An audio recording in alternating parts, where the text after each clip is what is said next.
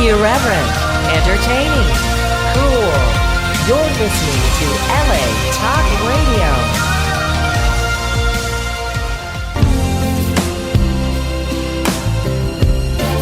You're listening to the Power of Love radio show, only on LA Talk Radio. Welcome to the Power of Love radio show, sponsored by the D.D. Jackson Foundation, where we shine a light on loss and grief and how it impacts our lives. We are here to provide hope, resources, and a community so no one feels alone in their grief. We believe that through the power of love that nothing is impossible with love on your side. I am, I love you guys. I am TJ Jackson, and across from me is my brother Terrell Jackson. Hello, everyone. And diagonal for me is Taj Jackson, my eldest brother. Hello. Not the wisest. And then we have a quick special guest co-host with us, someone I've been wanting to be on the show. And because there's no school, I woke him up from his sleep and said, "You're coming to the show." Hasn't stopped smiling for the last 2 minutes, Mr. Royal Jackson. Yeah. Yeah. Look at that voice, too. Sexy voice. These younger Jacksons, man, they got the voice. Is it coolness? What is it? I think they're cool. What's going on, guys? Nothing much. Nothing much. So, we are here live on the Power of Love radio show, and if you're listening to us right now, thank you for joining us, for being with us. We're gonna open up phone calls. Yeah. We're gonna open up phone calls today. The number to call in is 323-203-0815. Again, it's 323-203-0815. This is the last show of 2016, so we're going to pretty much open up on any significant topics we've had for the year, whether it's D.D. Jackson Foundation related or whether it's news related. Anything that's on your mind dealing with, inspiration or overcoming loss or grief, please share with us. If you had a big breakthrough in the year, share that with us. If you're at a crossroads, share it with us. It's an open mic, open communication for our last show. For Twitter, for those on social media, Taj, you want to give us the handles for our social media? Sure. For Twitter, it's at DDJ Foundation. Facebook, it's DEE Jackson Foundation. Instagram is at DEE Jackson Foundation. And the website is www.ddjf.org.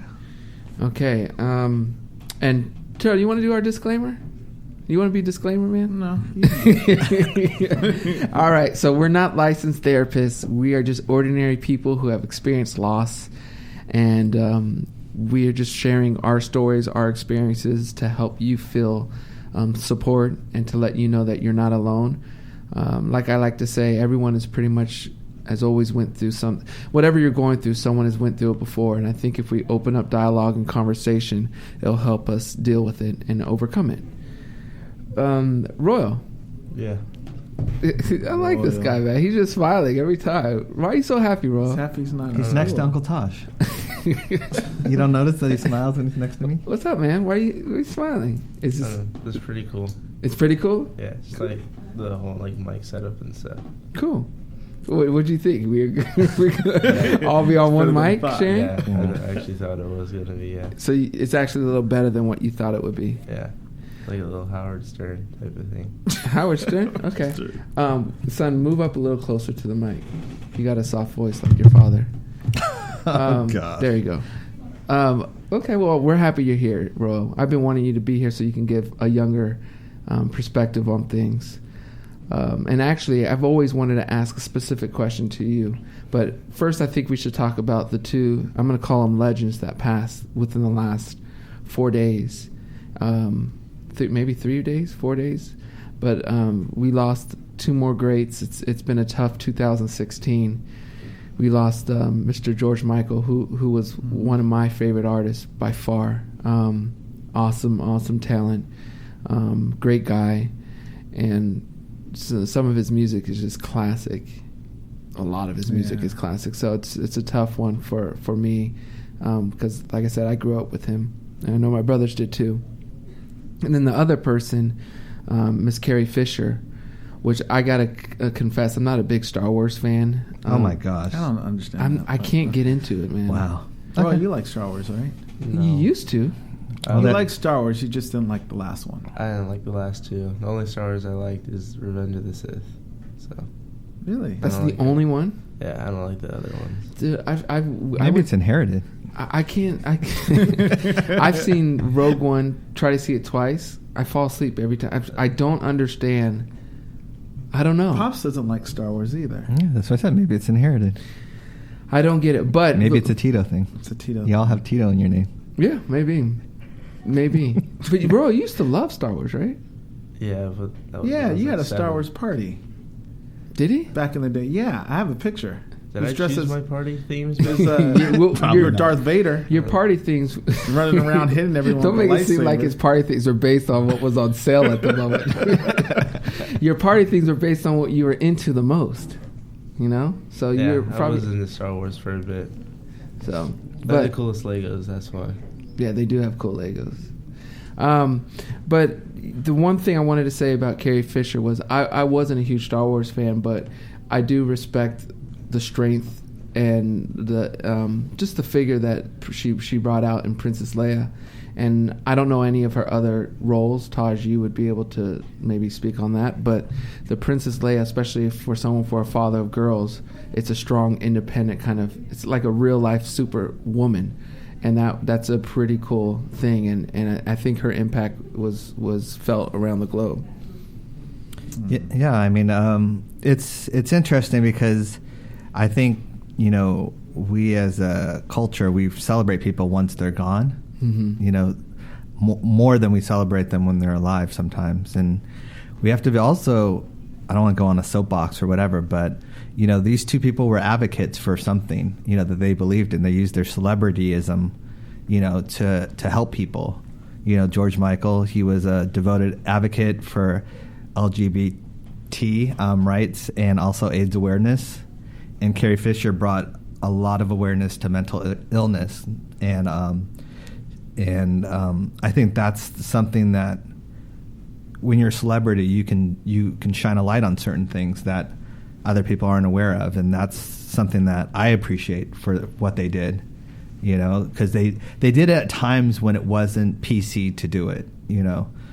George Michael, you know, announcing that he was gay and coming out of the closet and stuff was a hard thing, you know, at that time to do. And so he led the charge in a way, you know, for some of that. And same thing with Carrie Fisher with mental illness and, you know, and battling that. So I think that's what I celebrate them for as well, besides, you know, the music and the movies and stuff like that, because, you know, it's weird. You know, there's celebrities and then there's famous people. And I agree with the word famous because famous just means you have fame. But I don't think people that we call celebrities should be called celebrities unless they do something that we should celebrate. That's my thing about it. We throw that word around a lot, you know. Oh, he's a celebrity, but it really comes from the word celebrate. And I don't celebrate half the celebrities that are up there. Yeah. They shouldn't be celebrated because they haven't done anything for the community or culture. And I'm going to call this little section Taj's rant. I haven't even started the rant yet. that was the nice part about it. But Taj, this is my question. It's getting worse, obviously. Yeah, because society is saying this is what you should celebrate. Like how many Instagram followers or Twitter followers. Is that going to change? No. Not unless people say this is what should be what's important, you know, and that's the thing. I think it'll change if people want it to change. But if your worth is dictated by how many Twitter followers or Instagram or Snapchat followers you have, then no, it won't change. Mm-hmm. Because it's not about helping people, it's about helping yourself. Bro, who are you into? Who's the generation? Because look, I always ride Royal and the younger cousins on their generation versus ours. Yeah. But like, who do you look up to for inspiration? Non-family Besides members. me. Don't look at me. Besides me. Yeah. Like, who do you guys look up to? Well, I'm different from my friends, of course. I Okay, so- don't really look up to celebrities that much. I mean, the first actual celebrity I really started like following, like I actually like followed them and like actually paid attention to and became a really big fan of was Logic.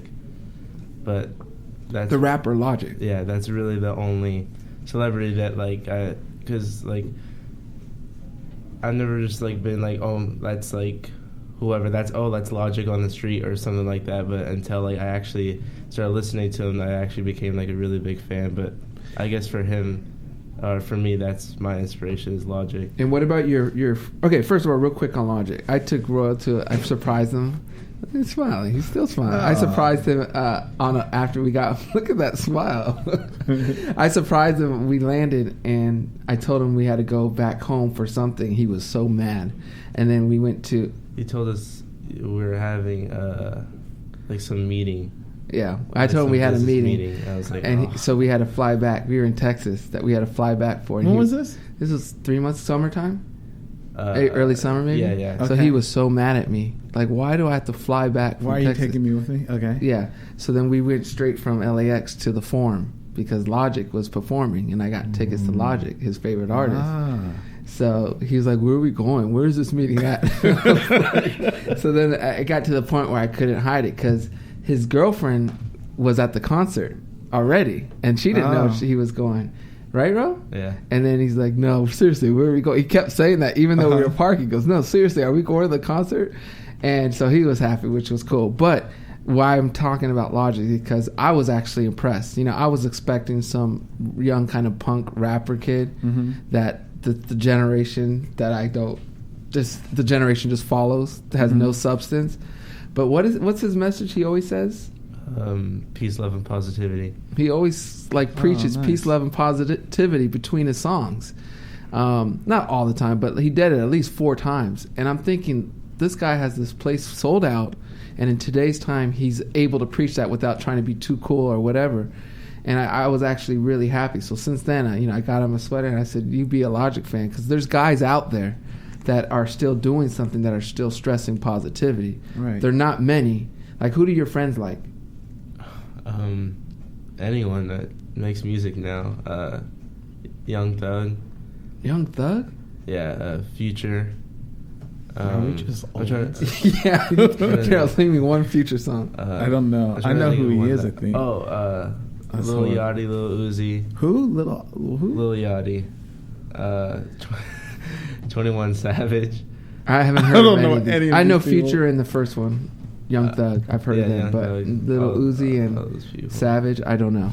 But I want to make sure, all right, sad, at least for you, I want to make sure you have positive role models outside your family.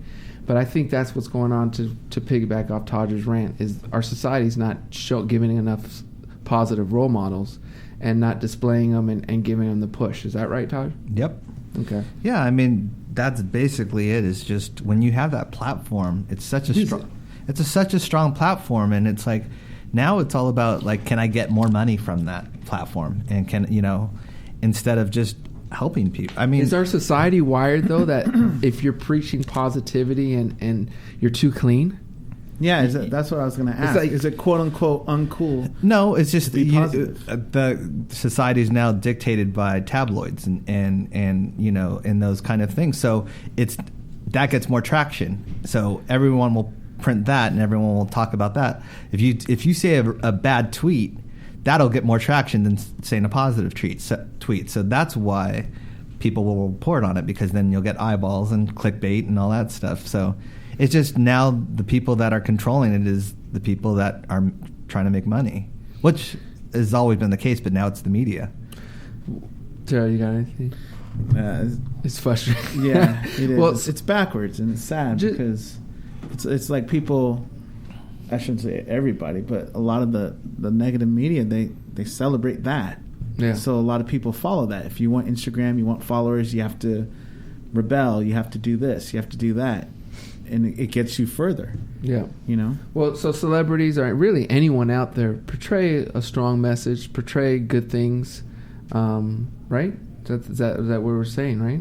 Portray positivity. Yeah, well, just help. I mean, I think that's the least you can do. That's what we were taught, That's what from we our teach. family. Yeah, and from our family, they taught us that if you have these methods, then help people, and it's not a hard thing to do. In any case, every little bit helps. So, I don't know. I don't understand selfishness in that way. So maybe that's why I have this rant. Yeah. Because perfectly. We're hearing about George Michael and how he donated this and this secretly to in terms of giving to charities and stuff like that. And Uncle Michael used to do the same thing. And it never got reported because he never wanted it to be reported. But it's like you hear about it after the fact, and that's people that with good hearts that just want to help people and don't want the spotlight of like, look at me. Mm-hmm. So we're taking phone calls again. There's been some phone calls, but we haven't answered it this early. But if you want to chime in with your perspective or anything regarding 2016, call us at 323-203-0815. And something the last show we did I wanted to talk about was, why do we have this, I don't want to say allegiance, but why do we feel so much pain when we lose a celebrity? What is it about? By the way, some of these questions I have to ask it. I have an answer. I have a perspective, but I have to ask it to open it. So don't be looking at me like you don't know why. But what do you guys want? How do you guys want to respond to that? Why is it when a celebrity or a famous person passes? Why do we feel it? Because it's a part of your life. Growing up. It brings you back to a memory. You feel like you grow with this person, whether it's music or whatever it may be. Going back to, because we discussed this a little bit last week with Alan Thicke. Mm-hmm.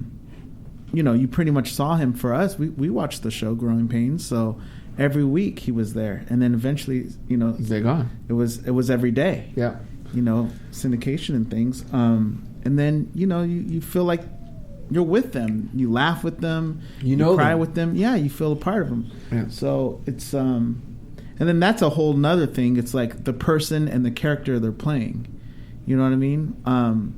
But then when they do pass, you realize you first of all you feel sad, obviously, because they're gone, and then you realize that you'll never have those moments again. You'll never experience that character or have that situation again, where they can replay. I think with George Michael, I don't think it was going to happen, but there was always talks about a Wham reunion, and I think it was shot down. It wasn't going to happen. It was going to happen, but now it's definitely not going to happen. Yeah, obviously, it's done, and that's sad too. I'm looking at a quote from George Michael, because a lot of these, from Carrie Fisher to George Michael for the last couple of days, they passed. And I just want to read this quote from George Michael. He said, "Because of the media, the way the world is perceived is as a place where resources and time are running out. We're taught that you have to grab what you can before it's gone. It's almost as if there isn't time for compassion." And I think that's a strong quote. That's a strong quote, because I think that's the truth. It's like it's kind of this me first attitude that is projected now. Like, I got to get mine before, because whatever you take, that's less for me, is kind of the reality. And that's, I think why where we're at. I was reading, was it reading or watching? I think it was a Facebook video I was watching about the importance of teaching youngsters about slowing everything down. Everything is so instant gratification, from when they need a ride somewhere to TV shows, they can watch it all at the same time, to albums, they get every album they want. So how do you teach? And one of the issues with that is they lose sense of disappointment, and they lose sense of loss, and patience was huge, and it's something that it's so hard today, though, is to try to get kids to do that. This guy's pretty good at it, though. He's pretty patient. I think I was hard on Royal, but for that reason, I wanted to make sure the firstborn was very compassionate. Firstborn is always the one that's the hardest. I tell him that all the time. I understand. I try to talk over it, but he was odd. But no, as soon as you said firstborn, you were in trouble. We have a bond already. You don't have to say it. No, but it's important to set the tone of being a patient thinker, and he is that. By the way, I got your PSAT scores today. I was very, very proud of him. Whoa. Seriously, I think you need to take the PSAT and not the ACT. You can thank Skyrim for my patience, by the way. Yeah, Skyrim? Yeah. Video games? Don't get me started on video games. That is a game I don't understand. Can you tell me why, Ro? Well, let's just say there's been multiple times where I've been caring too much, like, on my character. I had to walk 6 hours across the map to, like... See, is that 6 hours house. real time? Yeah, that's 6 hours real time. And it's literally walking in, like, mountains. So, let's make this real quick. This is an open day. We're just going to have fun today, but we're going to keep it on love and inspiration and growing, self-growth. Video games, what's your take on them? And I'm talking to a guy who runs a gamer channel. So... Positive, negative. What is your gamer channel? Love them. Real quick. I love them. It's K9 Dog 10. It's K9 Dog 10 still, yeah. On YouTube. I love them. They're plugging you raw. All, like, they're it's your outlet. Yeah, they're just so fun, and it's just the different ways that, like, with technology you can express, like, tell a story now through a video game, and the fact that you can have, like, emotional connections to a video game character. Like you can in, like, Call of Duty. It's just fun, and playing with your friends and all that. It's just fun. So it's weird because I go up and down on video game. I used to be a big video game player, and if I had more time, I would still be. I'm not against video games. I just worry as a father that you could spend too much time. So just monitoring that. But the one thing I do give video games a lot of credit for, it's an escape, and whatever you're going through in life. Really, however level, video games can take you out of that space so quickly and so effectively and so just great, you know. And do you have an experience where that's happened for you, Ro, where you've had to use? What do you when you overcome something really bad or sad or tough? What do you do to overcome it as a youth? I usually play a lot of video games. Sometimes I make music. But mostly video games with my friends and something like that. Have you ever had to go to a friend who you've seen that is struggling? Okay, you know what? Let's do this. We were talking about bullying. You ever get bullied? No. Why are you smiling? Because I make sure people don't bully me. How do you do that? I'm not a pushover. What's in your character that's helped that? What has helped you what's helped you not become a pushover? Just being confident in myself. I mean, I just, like, also having the knowledge of that, like, most of the teenagers that I'm around with, they're just a lot of talk, and they're just going to say things without any action behind them. So as long as you stick up for yourself, they'll eventually show you some respect and leave you alone. Okay, we're going to take our first call. Who do we have on the phone? Just a lot of talk. Hello? Hello? Yes, who is this? Oh, this is Alicia. How are you, Alicia? Hey, Alicia. Good, how are you? Good. Alicia, can you turn down your radio? Yeah, hold on. Okay, we're going to take our first... Yeah, so we could get rid of the feedback. Look how you say radio. Alicia. That's old school. Your computer? Hello? Hi. What's up, Alicia? How you doing? How are you? Hi. Hold on. Okay. Good. Alicia, can you turn down your radio? We're going to turn Alicia down until she...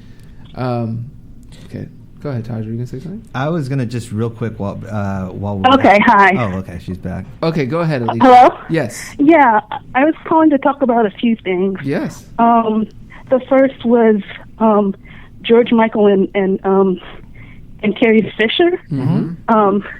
I don't know, these deaths these past couple of weeks have kind of been feeling like a assault on like 70s and 80s childhoods. Yeah. You know, it's just like one after the other, and it's kind of just a little bit overwhelming. And it's like you were saying earlier, you know, why we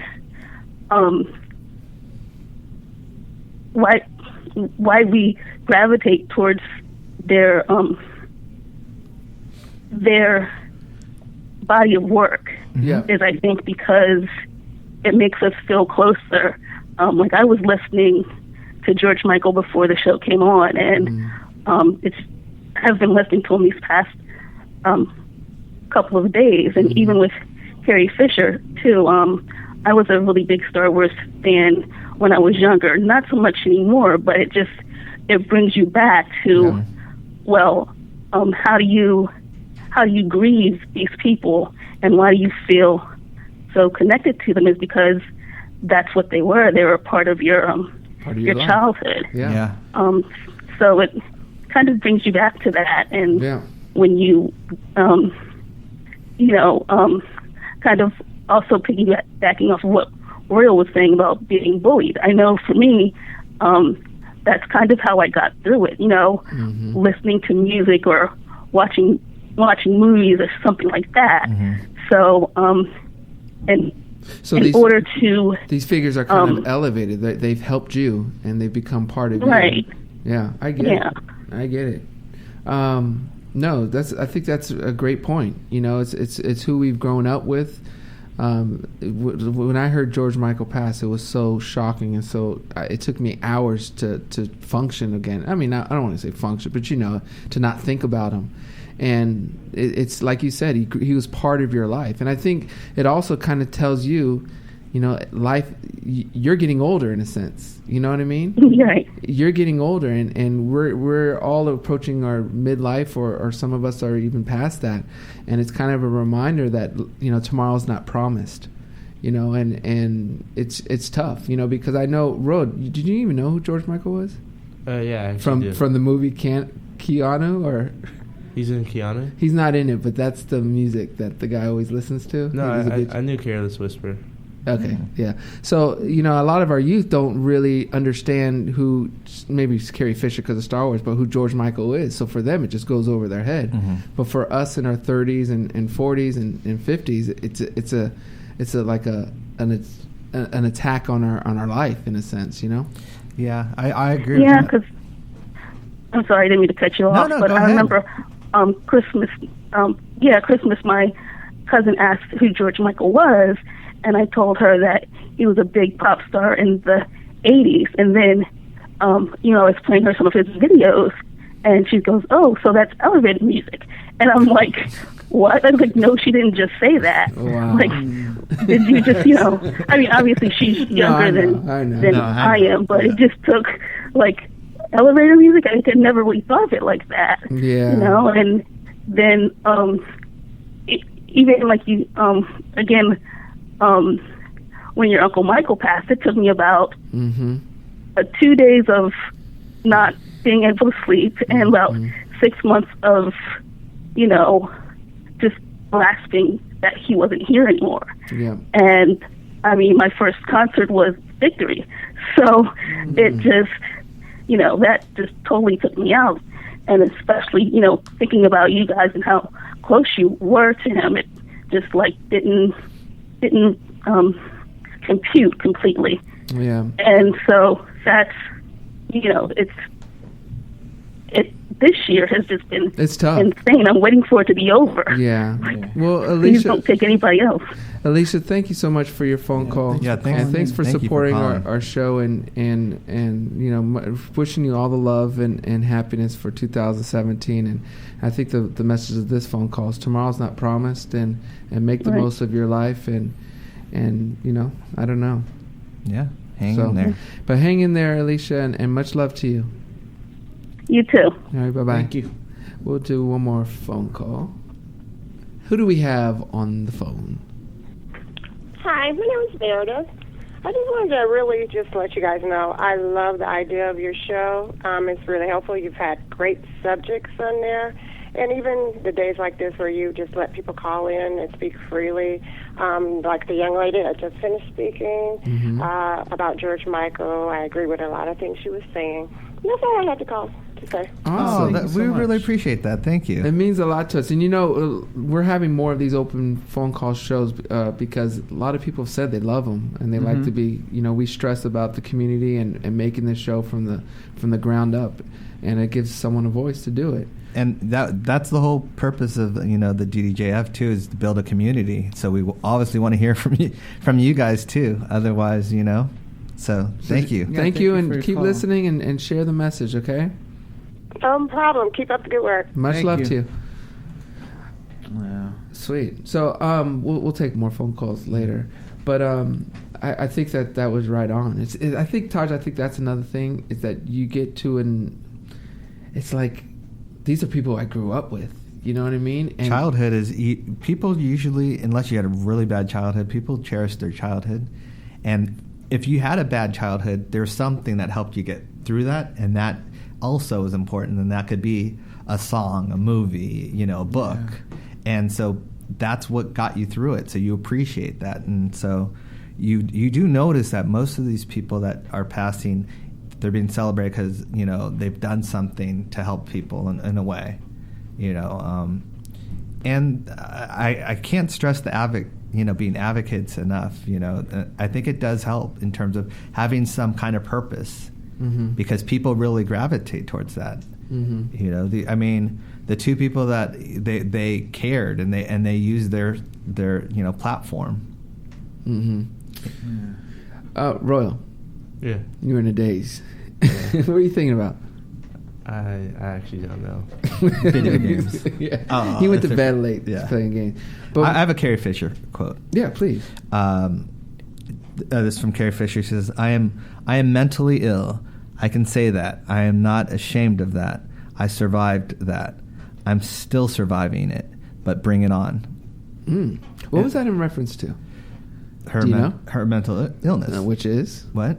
Do you know what it is? She's bipolar. Yeah. She was bipolar. Disorder, yeah. Bipolar disorder. And like you said, I respect her for bringing that to the forefront and being a voice. Yeah. Because I know Yashi retweeted. Yeah. I think that tweet from her by basically saying thanks for being an inspiration. Yeah. And it was a courageous thing to do back then. Oh, because, for sure. And a lot of people didn't understand it. And that's what I'm saying, using your voice as a platform.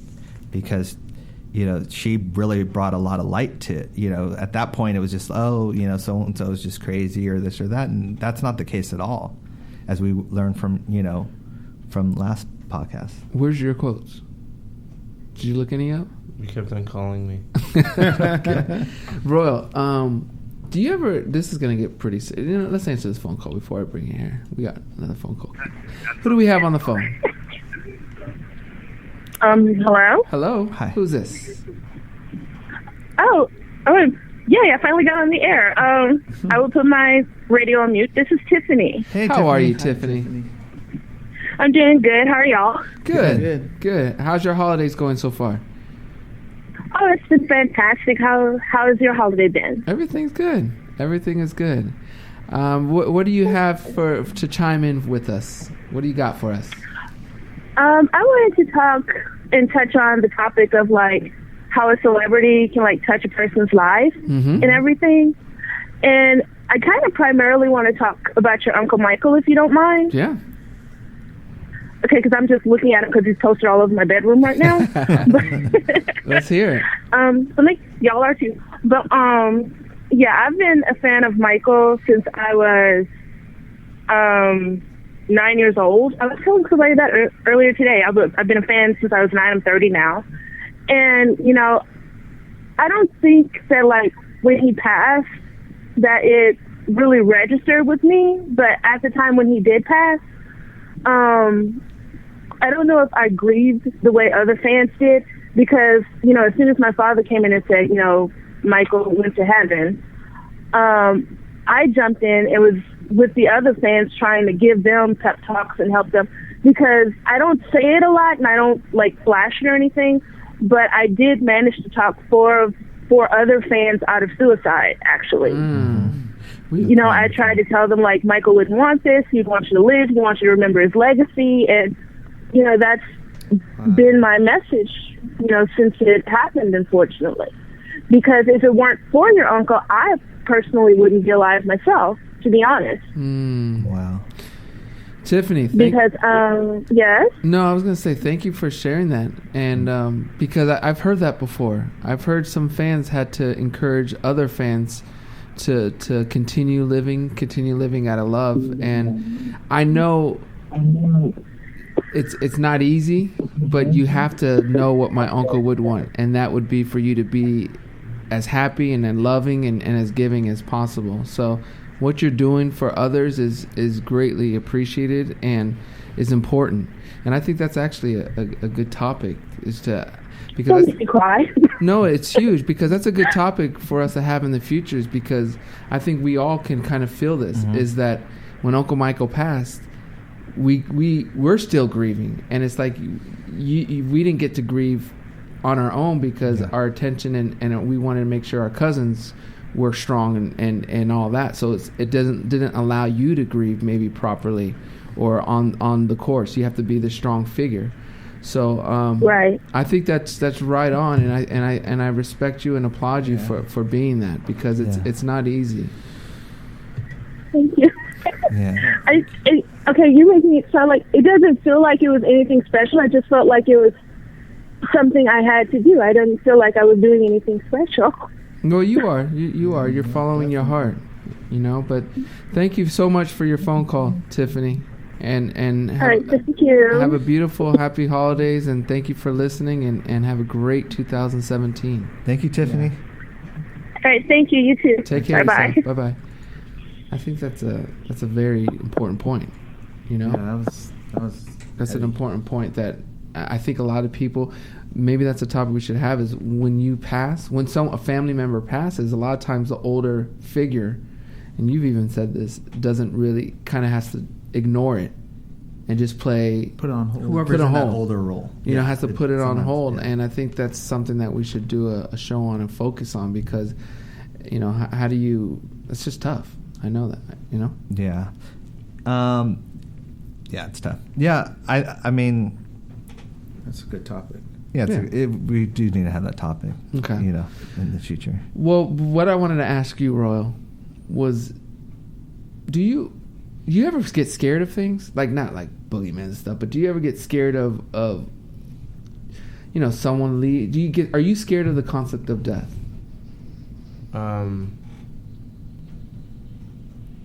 Like, am I scared of dying? No, like, are you scared? Do you ever worry about a family member or whether it's your younger brother or your parents or anything like that? Do you ever worry about, like, does that keep you up at night? Does it not, you know what I mean? Do you ever think about it? Yeah, sometimes. I mean, when Rio was first born and he had that hearing problem, I was kind of scared for him. And that's probably the only time. Sometimes I think about Grandma too. Mm-hmm. Do you ever talk to anyone about it? No, not really. Okay. What's proper protocol for that? No, it's difficult because death is something people don't like to discuss. Yeah. A lot of people don't like to deal with it. I don't like talking about death or loss or Is that right though? Like, is that the proper way to do it? No, I'm not saying it's the proper way to go. Yeah. I'm just saying it's difficult. It's a hard subject. It's doubly hard when you're a guy too, because you can't go to. It's harder to go to other guys about, like, I don't think you would go to your friends and talk to them about it unless they experienced it, because it's a certain softness to it too in terms of so. I don't know. Some people look at it as a sign of weakness. Yeah, or you're soft or whatever like that. And it has nothing to do with that. I think you're strong if you talk about it. But I can understand if I was a teenager, and I had friends, I would be kind of cautious. I used to not think about it a lot, but I used to like be scared of it. Not for me, but for loved ones. Yeah, have nightmares or something about. Yeah, just wondering, Yeah. So, I was just curious to know about you in particular, but more because you I think most of I think you're pretty much the copy of your generation. You're young, you're wearing a #Flow sweater. That's not a good thing to say. What is that? I don't know. I just like the hoodie. I found it one day. I kept it. It was mine, but I gained too much weight, so I had to give it to Ro. It was never yours. No, but I wanted to know that because do you have you've never really had to deal with a significant loss that was close to you. Have any of your friends ever had to? I don't think so. Not since I've known them. Okay. And what about any of your friends going through a divorce? Saba is. You're not supposed to say the name, Ro, but now we can't talk about that. He's being authentic. He's being real. What advice do you give to anyone of your generation? What do you do for kids that are going through divorce or loss? Do you say anything, or? I mean, well, I haven't gone through it, but I guess my guess would be to find what you love and find an outlet, whether that's drawing or whatever you love to do, and just whatever makes you truly happy, and just do that. You listen to our show? No, I don't. That's good, man. I'm proud of you. You're a smart kid, Ro. That's the thing. I feel like, speaking about death or loss or separations, all those things there's so much negativity already in the world, and talking about certain subjects like those, it's necessary, but at the same time you want to be happy, so bringing those discussions to the forefront, it's like contradictory. You're gonna put yourself into a bad place. We could talk about the loss of Uncle Michael. Is there a way to do it where you're not putting yourself? I guess not always. I guess there's a flip side. You could celebrate and talk about the good times and the good memories. Because I remember when Uncle Michael passed, I obviously cried, but I didn't really have that hard cry for a while, because every time I thought about him, when I would get sad, there'd be a memory of when we would laugh together, and I'd find myself smiling. And it was strange for me, because I almost felt like he was trying to cheer me up in some way, because memories just kept going where I would laugh about this, or when we would do stuff at Neverland and watch Stooges or something, would just bring a happy moment to me. So I guess there's both sides, but overall, death and the idea of maybe losing a loved one, it's not something you want to think about. I would think. That's a good point, Terrell, because when I think of Uncle Michael, I always think happy things. And like, so it's like, because whenever we would be with him, it'd always be fun and joy. So I can't equate that with sadness in a way. So it's hard for me to fathom that. Which is cool. Yeah. Which is cool. Yeah. I mean, it's more of just I think the loss of not having him here is what, but it's not the memories of it. It's more just, the emptiness. All right. I think this is someone who's just called. The phone lines keep going in and out. There's a lot of calls, but you guys are talking, so I don't want to cut people off. But I think we've had this number, but I'm going to answer it anyway. Hello, who do we have on the phone? This is Diana. Hi, Diana. How are you? I am just fine. What do you got? I can't believe I actually got through. I'm excited. Oh, we're excited too. Well, nice to hear your voice. What do you got for us, Diana? Well, first of all, I don't know what your topic is today because my computer isn't cooperating with me, so I'm unable to listen live. Okay. I wanted to take the opportunity just to thank you. Listening in week after week and just hearing your story has really meant a lot to me personally, and I know that it's meant a lot to other people. So I wanted to call in and just say thank you. Thank you. We really appreciate that. Thank you. That means a lot to us. And I will continue to follow you guys. I'm a fan, period. But your work, it's huge. I started off really following the DJ Foundation because of the loss of my father. And you grieve for so many different things in your life, not just the death of a person, of a loved one. And I connect with so many different topics that you guys present. And just means a lot. Diana, thank you so much for that. Thank you so much. When we first wanted to do this show, that's what we wanted to do was to provide a platform for anyone dealing with anything, really. The D.D. Jackson Foundation started basically I think the first initiative was to do something for kids who lost a parent like we did. But we've learned that there's a lot of people going through a lot. And, we wanted to branch out and do something where we can every week cover a topic of grief and become an inspiration. So to hear you say that we're doing that makes everything worth it and makes us feel really good. So thank you so much. Thank you. Thank you very much. All right. And go ahead. Have a great rest of your day, and I hope you have a great New Year's weekend coming up with your family. So God bless you all. Thank you, Diana. Take care of yourself. Thank you. Yeah, that feels good to hear all this great feedback on the show. It does. I mean, 4 months old. It's 4 months old, and I think, when we started this, we wanted just to help people, but also make it therapeutic for us as well by talking about it. And now that we're at the end of the year, and hearing feedback from people, and it's helped. It's helped me too. Hearing all this and stuff like that, and feeling more closer to you guys, as well. Hearing your stories. Yeah, so definitely. I'm really happy for this. Definitely. Yeah. Okay. Well, I love it. You know what? Too, it's so much fun to do it with family. To see the little inner workings is great. I think we've had this number, but should I answer? There's 3 more phone calls that are on right now. Should I try to get to them or try? Yeah, let's try. All right. It is 2000 and it's the last show. Who do we have on the phone? Hello. Are you there? Is it up? Did you? Hello. That's what I'm here for. Hello. Who do we have on the phone?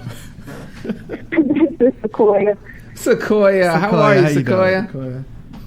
I'm good. How are you? Good. Doing good. What you got for us? I want to talk about celebrities passing, like how people felt so connected to them.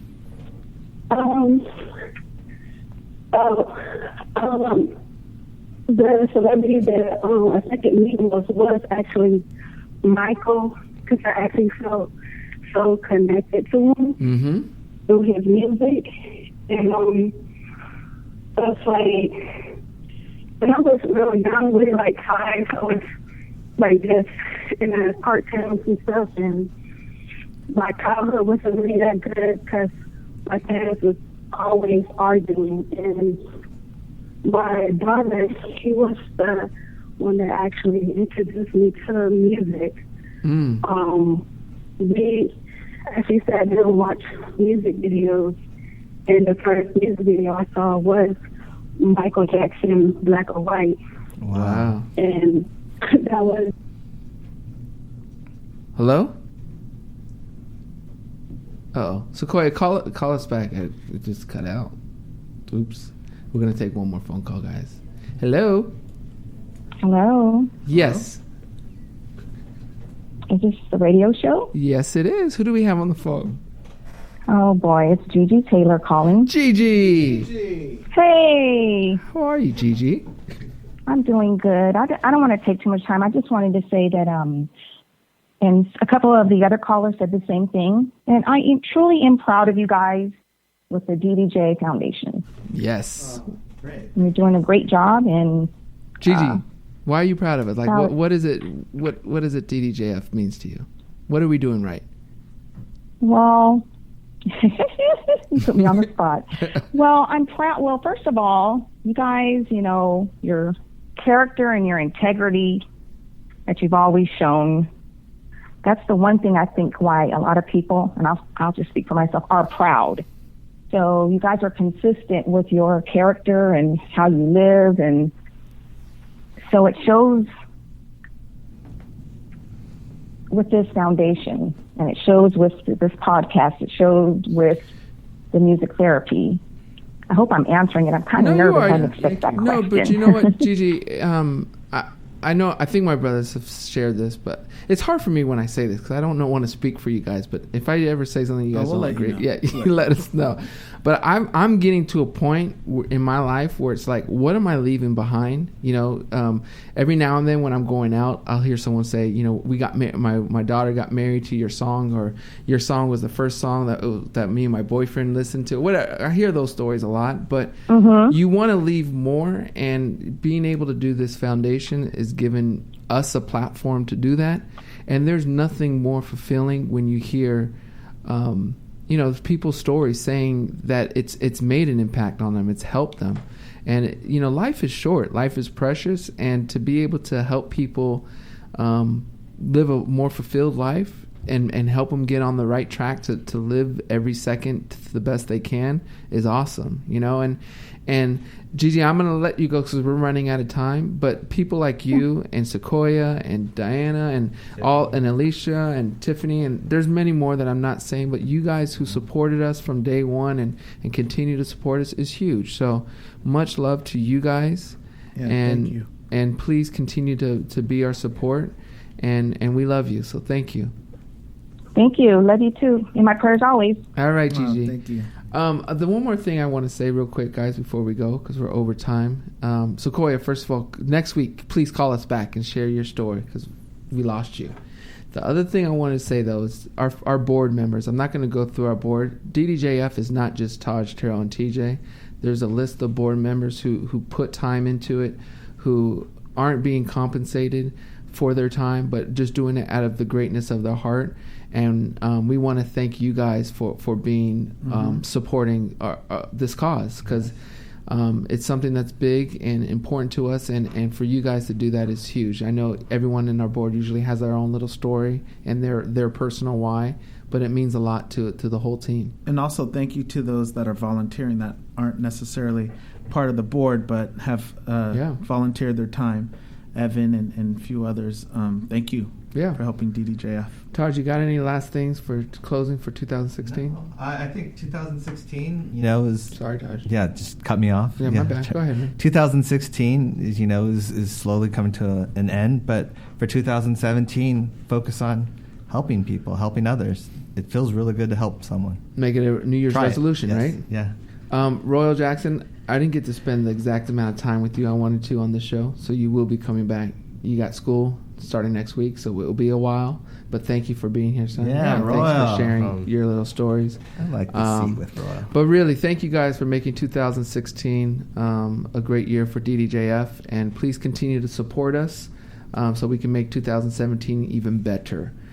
We are here Wednesdays from 1 to 2 p.m., and if you found our program helpful and can afford to do so, please go to ddjf.org and support the foundation. Any donation amount helps us support those in need.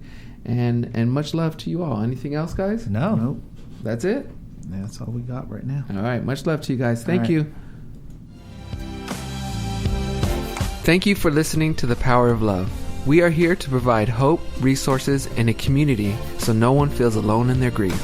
Support for our Power of Love radio show comes from a variety of generous donors, including supporters from institutions, individuals, and corporations through the D.D. Jackson Foundation. DDJF is a nonprofit 501c3 organization.